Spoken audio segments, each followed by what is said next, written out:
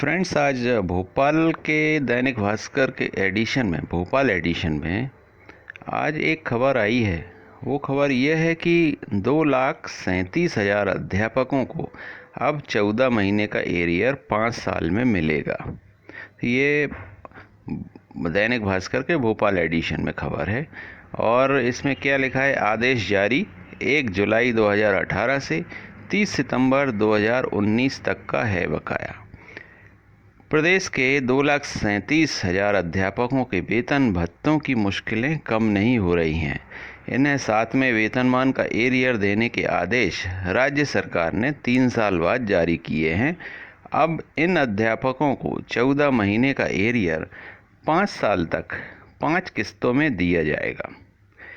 एक अध्यापक को 70,000 से लेकर 1,12,000 रुपये तक का एरियर 5 भागों में बांट कर दिया जाएगा।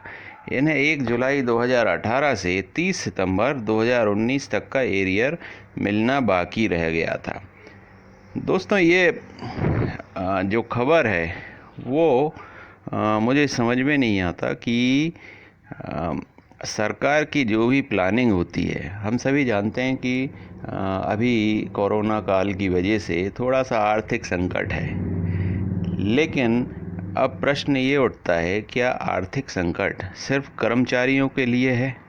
सरकारी कर्मचारी, और वो भी विशेषकर शिक्षा विभाग के लिए।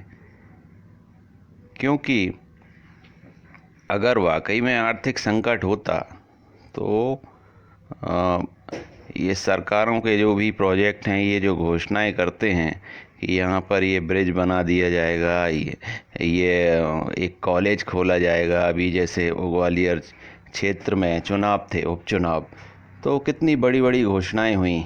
रीवा क्षेत्र से, बिंद क्षेत्र से जब ऐसा सुना गया कि वहाँ से किसी को मंत्री पद नहीं दिया गया था, तो वहाँ नाराज़गी के सुर उठ रहे थे, तो बिंद क्षेत्र में घोषणाएं होने लगीं और काम भी चल रहे हैं। ऐसा नहीं है सरकार स्वयं के जो हित हैं, निजी हित हैं, उनके लिए किसी तरह की कोई रुकावट है ना। तो अब एक उदाहरण लीजिए कि हमारे जो मुख्यमंत्री साहब हैं, उन्होंने अभी कुछ समय पहले आर्थिक संकट के दौर में अपने लिए नया हवाई जहाज खरीदा। क्या वो ज़रूरी था? क्या उसे कुछ समय के लिए टाला नहीं जा सकता था? ऐसे कई चीज़ें हैं कि स्वयं जो निजी हित है खुद का, उसके लिए कोई भी योजना, कोई भी बात को रोका नहीं जाता है, काम को। और कर्मचारियों के हित की जब बात आती है तो आर्थिक संकट आ जाता है। शिक्षक भर्ती की बात आती है तो आर्थिक संकट है। तो ऐसा क्यों?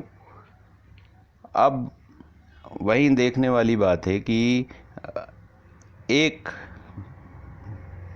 पॉलिटिक वाला, मतलब नेता, 5 साल सांसद रह जाता है, विधायक रह जाता है, तो उसकी पेंशन आजीवन चलती है।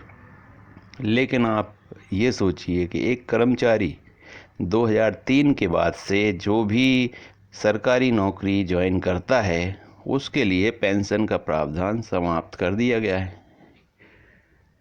तो आप बताइए, 5 साल जो सांसद रहा या मंत्री रहा, विधायक रहा, वो पेंशन का ज़्यादा हकदार है या कि वो कर्मचारी पेंशन का ज़्यादा हकदार है जिसने 35 साल 40 साल सेवा की है और रिटायरमेंट के बाद उसके पास उसने इतना तो कमाया नहीं होता है। एक सरकारी कर्मचारी की एक लिमिट होती है कमाने की।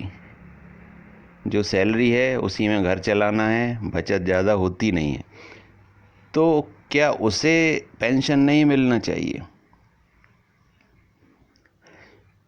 तो ये सारी बातें हैं। तो जहाँ तक ये एरियर की बात आती है, तो कर्मचारियों को एरियर देना है तो आर्थिक संकट है, किस्तों में दिया जाएगा, ये है। आयुक्त लोक शिक्षण जयश्री कियावत ने शुक्रवार को एरियर देने के बारे में संयुक्त संचालकों, सभी डीईओ बीईओ को निर्देश जारी किए हैं। 7वां वेतनमान मिलने से अध्यापकों के वेतन में न्यूनतम 5,000, अधिकतम 8,000 रुपये बढ़ोतरी हुई है। सरकार ने 2018 में इनके लिए नया कैडर मध्य प्रदेश राज्य स्कूल शिक्षा सेवा बनाया था। इसने पदनाम बदले थे। अध्यापक बोले 3 साल देर से दिया, वो भी किस्तों में। तो जाहिर सी बात है कि इस आदेश से सभी जो अध्यापक वर्ग है वो उनमें नाराज़गी है, नाखुश तो रहेंगे ही।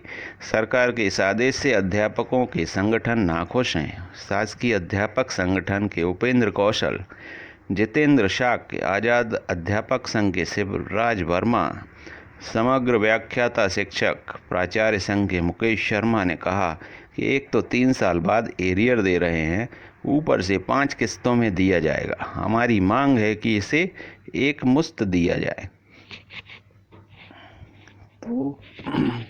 तो ये जो मांग है अध्यापक संघ की, वो एकदम जायज़ है। सरकार को सुनना चाहिए और कर्मचारियों की जो भी मांगे हैं उनको प्राथमिकता पर लेना चाहिए।